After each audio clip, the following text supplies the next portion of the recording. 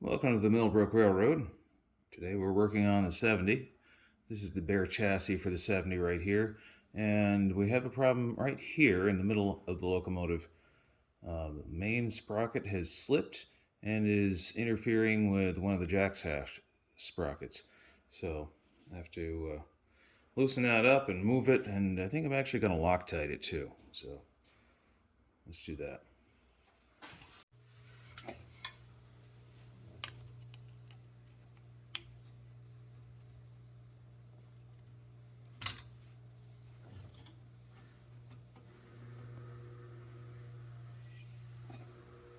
Some Loctite 680 on this.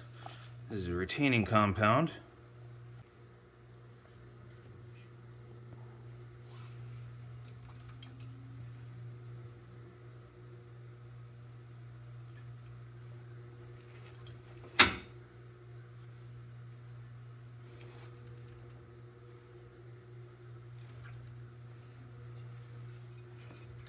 That should be enough.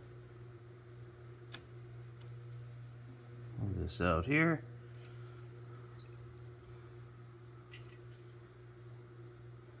Alright, let's get some of that compound worked in there. There. And we'll put the sprocket right there. And don't forget to close the valve on the Loctite. Pop the cap on. This is retaining compound.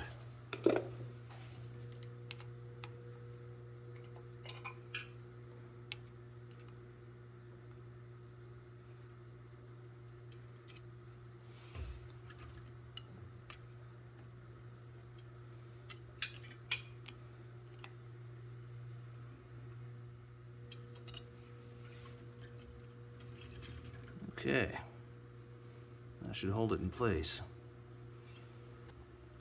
And that actually solves that problem of the chains interfering with each other on the sprockets, at least on that position there. But I think what I'll do is I'll move the other sprocket that's underneath the motor here and get it a little further out of the way.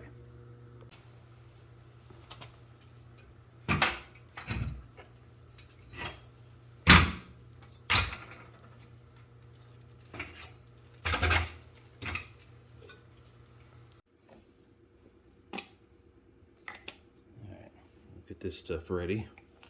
I'm going to use that on this sprocket here. So I see it shifted this way, which isn't good. So loosen up the set screws.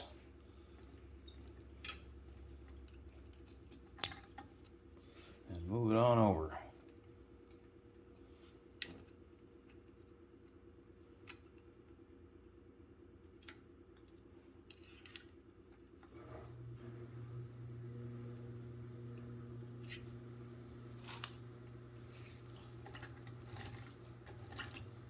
That is cleared enough.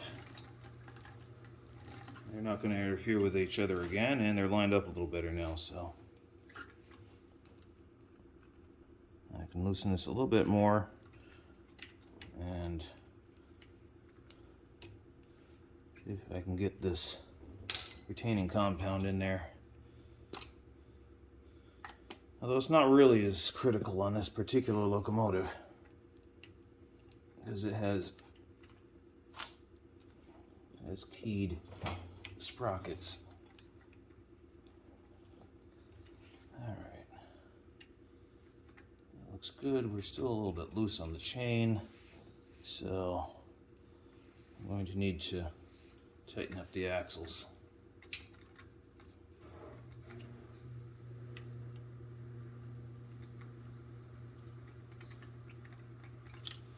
Just general maintenance. That's all this is.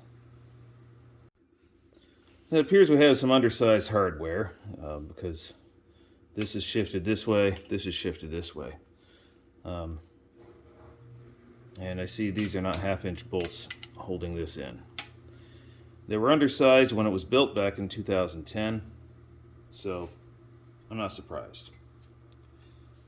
When we rebuilt the 70, we replaced the hardware on these pillow block bearings on the trucks, and that seems to have solved the problem of the axles moving. So we just got the jack shaft now. So that's not a difficult fix, actually. Not the end of the world, and certainly not the end of the 70. Just have to take care of this. Can't think for the life of me why I didn't fix it before, but oh well. Guess I'll fix it now.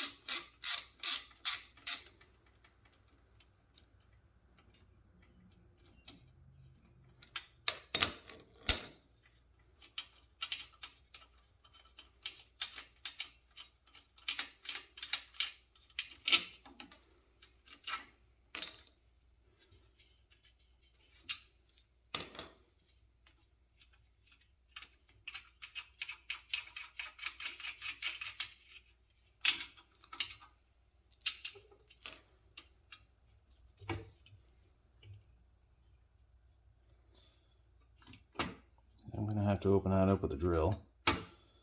1/2-inch drill, I think.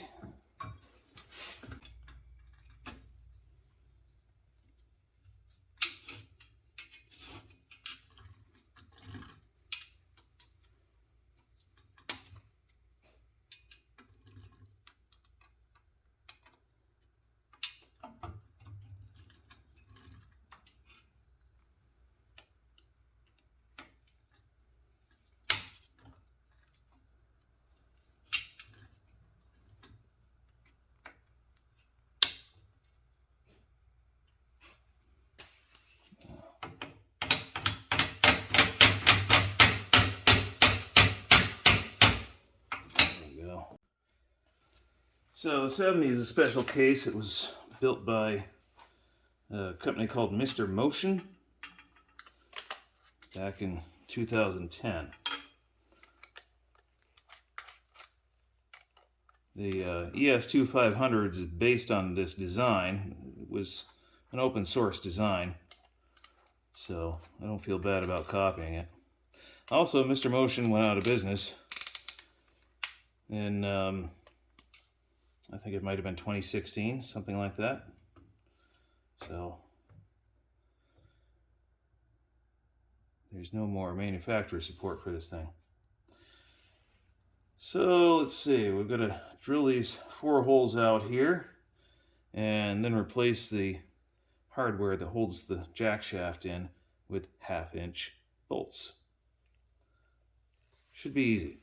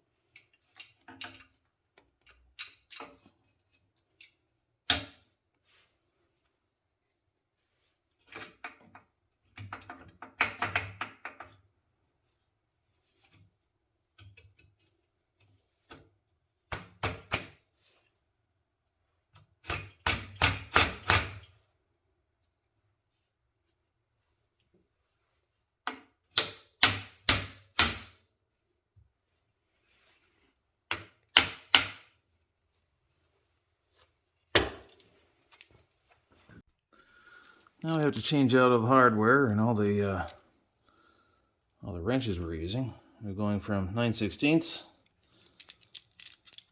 up to 3/4 inch.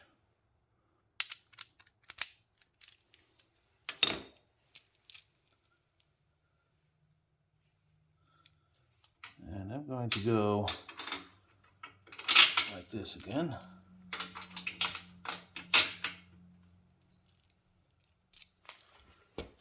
And these are 1/2 inch bolts, and of course the accompanying 1/2 inch lock nuts.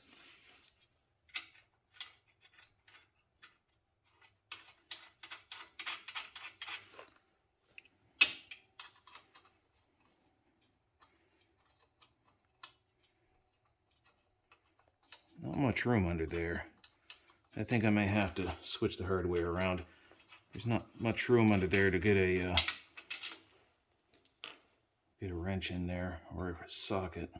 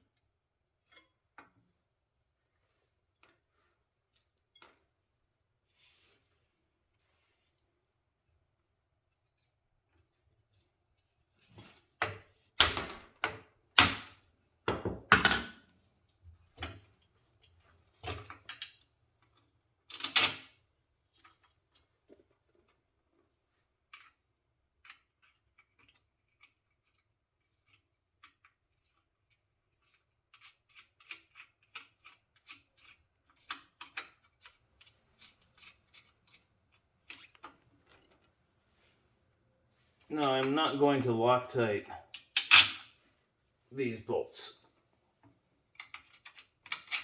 because they're already essentially Loctited with these lock nuts. Just gotta line this shaft up so it's fairly tight.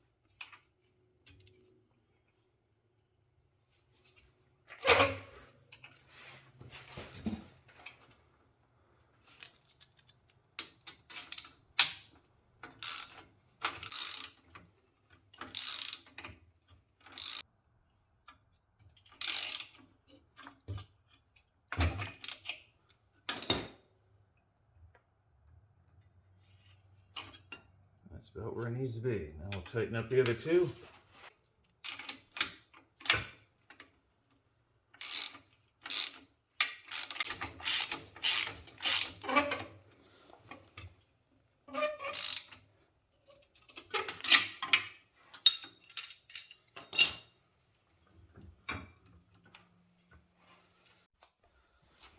Alright, now I got that all done. Time to grab some MLBK chain lubricant and spray it on the chain.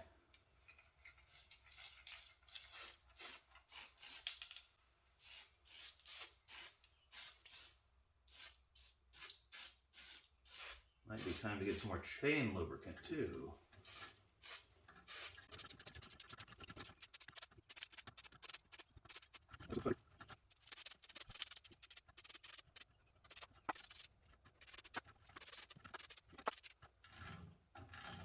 Nice and chain's all lubed up. I'll get that chain lube off of the motor.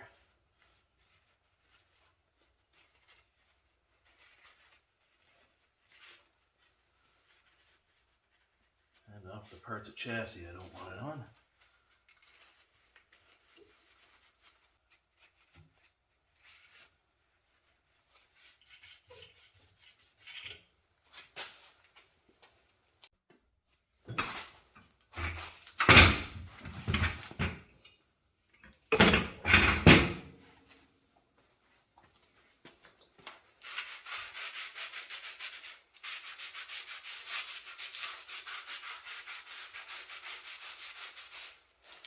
Get some speedy dry on that, clean that up.